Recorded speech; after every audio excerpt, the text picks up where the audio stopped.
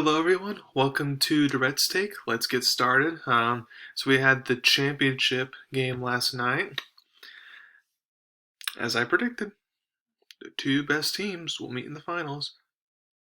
Gonzaga had the close call against UCLA, but nevertheless, both teams made it there and dominated their way there for the most part. Then, as I predicted Baylor would win. Most of the analysts were saying, "Oh no, Gonzaga's the best team ever. They're the favorite." It's like, talk to the hand. There's a reason why there has not been an undefeated champion over the past, 30 plus years now? This is not a 7 game series like the NBA. It's one and done, and eventually there will be one night where you're off your game offensively, and the team's off their game. And last night was a great example of that. Baylor had it. Baylor had an off game against Oklahoma State in the Big 12 tournament, and Kansas State in the regular season. Two teams in the top 20, which means it just shows you got to bring your A game. Throughout the season, though, they were playing their A game for the most part, and they were looking like, okay, this team can compete with Gonzaga. I was thinking that the whole entire time before they got their COVID situation. And then even though they bounced out early in the Big 12 tournament, I thought, no, this team has something there. They can potentially get there. And sure enough, that's what happened. And they obviously have faced better competition, which I felt like helped prepare them for this moment, unlike Gonzaga. No offense to the WCC, but besides BYU, there's not really like a teams in that conference. The Big 12 is better. Can Gonzaga ever win a championship? Maybe. But I just don't see it happening. The reason why is there's always that one team, that one matchup that could take advantage of the way Gonzaga plays. In 2017, it was UNC, and then this year it was Baylor. So congrats to them. What a March Madness tournament that we had, and I'm ready for next March. So also, we had a big trade yesterday. So the Jets have finally moved on from Sam Darnold. He will be in Carolina now. The Jets, they receive a 4th-round pick and a second 6th-rounder for next year, I believe. I may have got the years mixed up, but second round, 4th round, 6th round within the next 2 years. So now, as I do, we ask, who won the trade? The answer is, it all depends on how you look at it. Now, I know it's not a direct answer, but hear me out. For Carolina, you move on from the pocket passer and Teddy Bridgewater, and you get, obviously, Darnold is more athletic and all that. Now, the problem is Teddy was better at taking care of the ball than Sam Darnold is, because Sam Darnold's just been an interception machine even back to his college days. Therefore, they're always going to have some issues there unless that gets resolved. Basically, Sam Darnold is a more athletic, younger version of James Winston at this point. It's if he can get rid of the interceptions. I mean, we'll see if Winston starts this year. We'll see if he gets rid of that or not. But if he doesn't, then obviously this is not a good get up. But if Darnold gets it, then obviously this is a good acquisition. But then again, though, you have to get more weapons around him, which I think they can in the draft.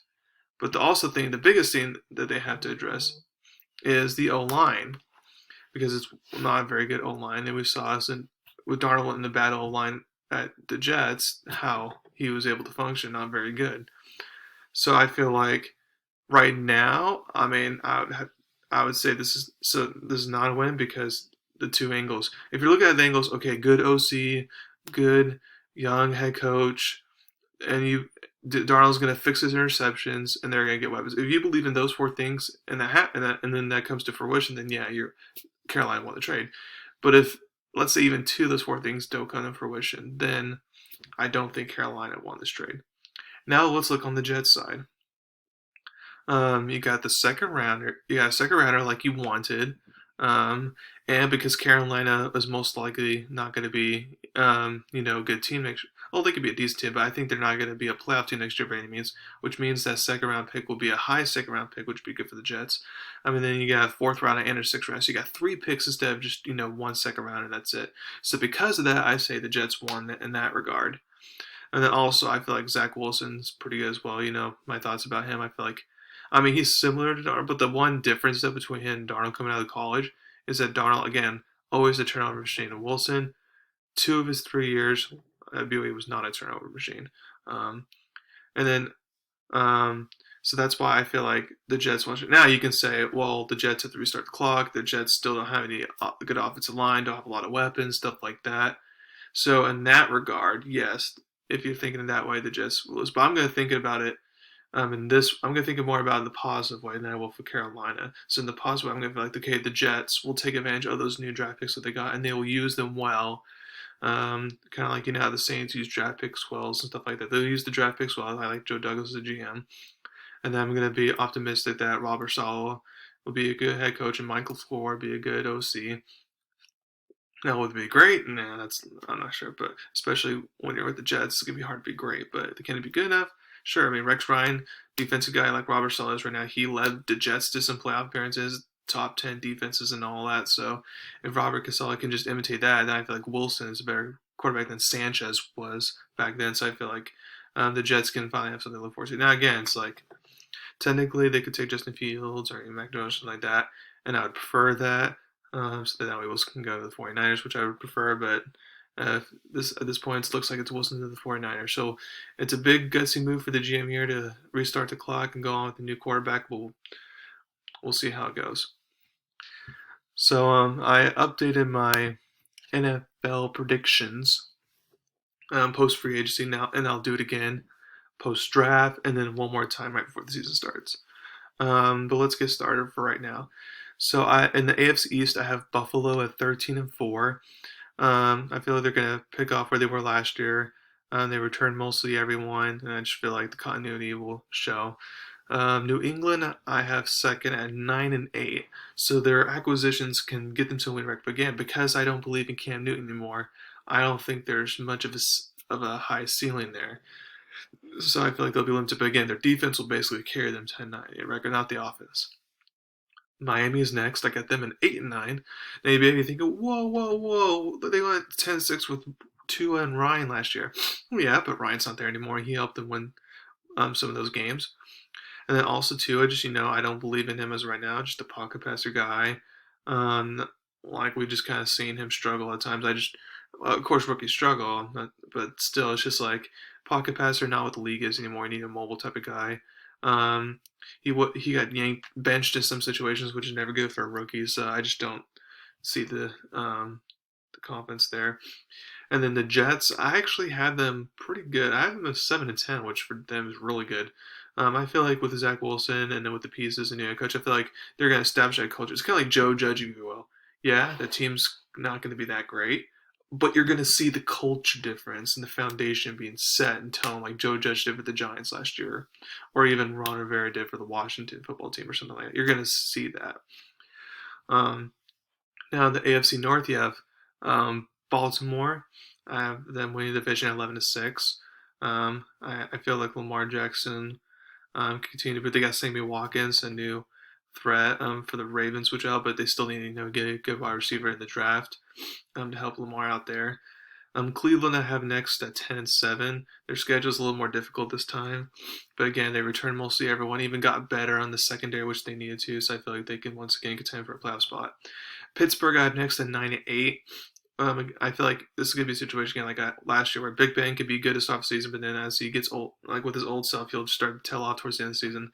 Also, the Steelers will have to address the O-line and the running back situation before I can feel more confident in them. And then Cincinnati I have last, but I have them at 5-12. So I feel like they can win a couple more games than they did last year. But we know with Joe Burrow's injury, I'm just not sure what to think of them as of right now. AFC South, I got Indianapolis winning the division, but a lot of people feel like they're even a Super Bowl contender. Well, I'm going to hold off on that because I'm not a believer in Wentz right now. I have to see Frank Wright fix him and stuff like that in order to get me to believe in Wentz again. So I feel like since the division's down, it'll be enough to win a division, but I have them at 10-7. Tennessee have next. I have them at 8-9, which you may be thinking, whoa, whoa, whoa, why are they down? Well, a couple reasons why. One, they got budget pre, which is nice, but other than that, they still haven't really made a lot of good defensive improvements, which they needed to since they were so weak this last year. Also, could this be the year Derrick Henry finally starts to slow down as a running back? You never know. Also, the OC Ryan Smith led to be a head coach in Atlanta, so I feel like that's going to be a huge difference there because of the way he made Ryan Tannehill. So will Ryan Tannehill be as good as he was last year, the last 2 years? Who knows? Jacksonville have a 3-14. Trevor Lawrence can win them a couple games. Aaron Meyer can win them a couple games. But they just have so many things to fix. I just don't see them winning much games. And then Houston have a 1-16. Just Tyrod Taylor's your quarterback for 17 games. And with the whole dysfunction there, Houston, good luck with that. AFC West, you got Kansas City at 15-2, best team in the AFC once again. I know Mahomes coming off the turf till alive. I feel like he'll be ready by the season begins. Um, Next, look at the LA Chargers at 12-5. Again, I feel like Justin Herbert's gonna make that next step. The team itself is gonna make the next step. They beefed up their offensive line, which is good. Re-signed a lot of defensive players so they can just stay healthy, and the coach can be better than Anthony Lynn. And there you go, we got yourself a playoff team there because I believe in Herbert. Denver, I have next as 6-11. Again, I feel like if Drew Lock's their guy, I just feel like there's not a high ceiling for them. I feel like they're going to give this year one more chance, and based off the record, I feel like Denver's not going to do well. Their defense is going to be good. They won't lose much because their defense will be because of the quarterback play. And last but not least, the Las Vegas 4-13. You may be thinking, why all of a sudden that big of a drop off? Well, I don't like how they got rid of most of their offensive line. So yes, they have an average quarterback. Yes, they got some good running game. But again, they still need more defensive improvement, which will take a lot to do. And again, they need to get some more online play, which I feel like they can't address all in the draft right now. I feel like it'll take a while. So I feel like there'll be a dip off there. So then that's what I'm going to do today. I'm going to go over the NFC in my next podcast, and then go over the playoff scenario for that. And then eventually I'm going to go over my update NBA projections. But that's it for right now. Thank you very much for listening to my podcast. Please subscribe to my channel, tell me about me. Thank you very much. You have a wonderful day.